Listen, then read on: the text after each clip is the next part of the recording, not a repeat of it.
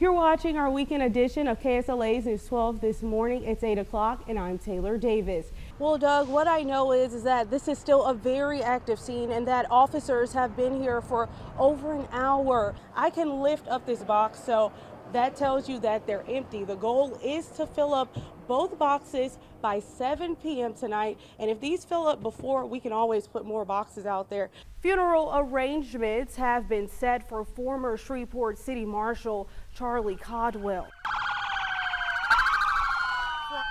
TikTok and Instagram are just two popular apps that everyone's glued to, but for teens, that can sometimes be an issue. A new Louisiana law ensures that people who evacuate ahead of a dangerous hurricane in the future get reimbursed by their insurance company. I drank a full water bottle before coming out here, and I'm just going to take a pause because that's just how hot it is.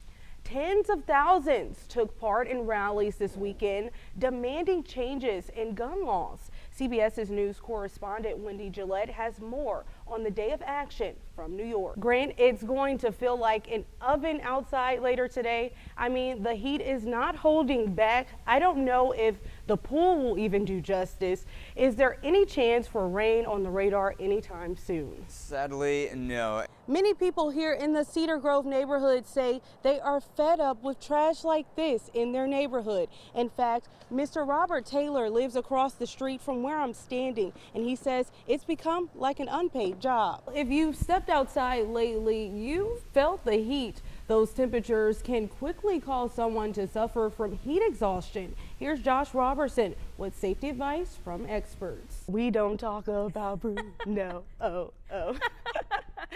Thanks for watching KSLA's News 12.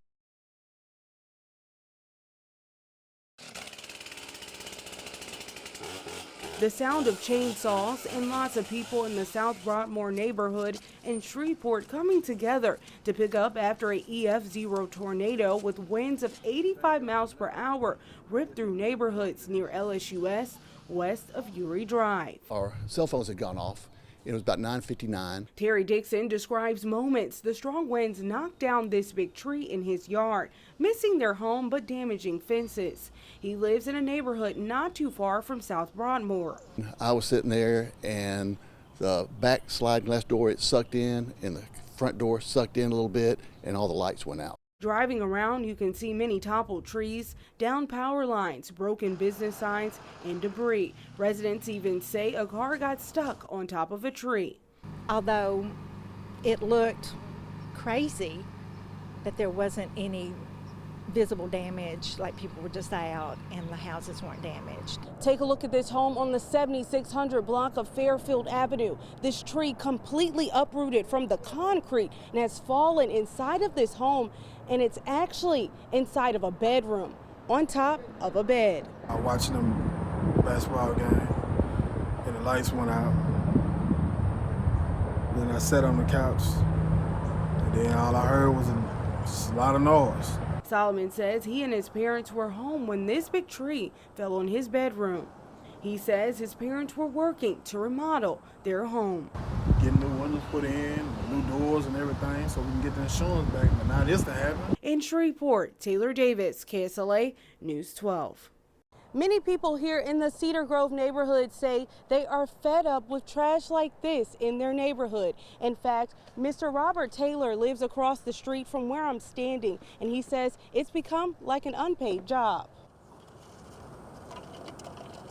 I come out and I look at this and I can't stand to see it, you know.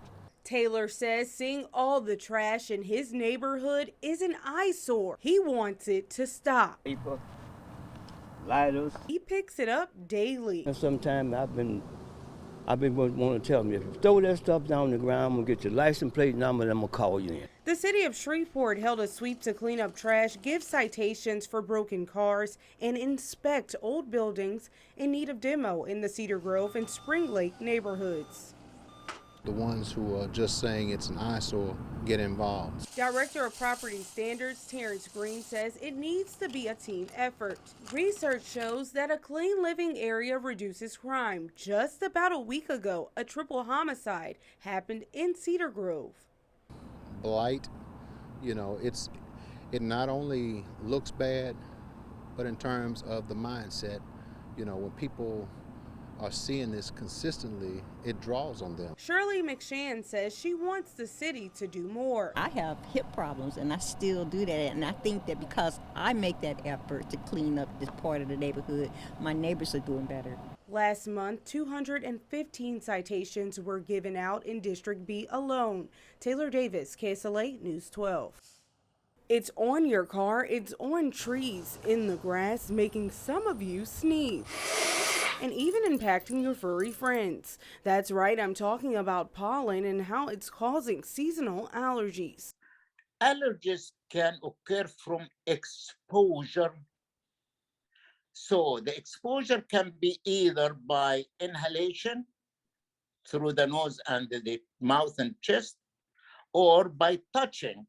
LSU Health Shreveport Dr. Sammy Bana says the weather and plants blooming is the culprit for your allergy problems right now. That's why it's important to know how to treat it, especially if you have asthma.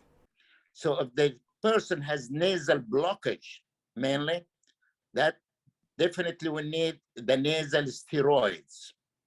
If the person has just the sneezing and itching in the nose and the eyes, most cases will improve on antihistamines. According to the Allergy and Asthma Network, 1 in 5 people suffer from some type of environmental allergy. And right now, it's just hard to avoid when it's all around you.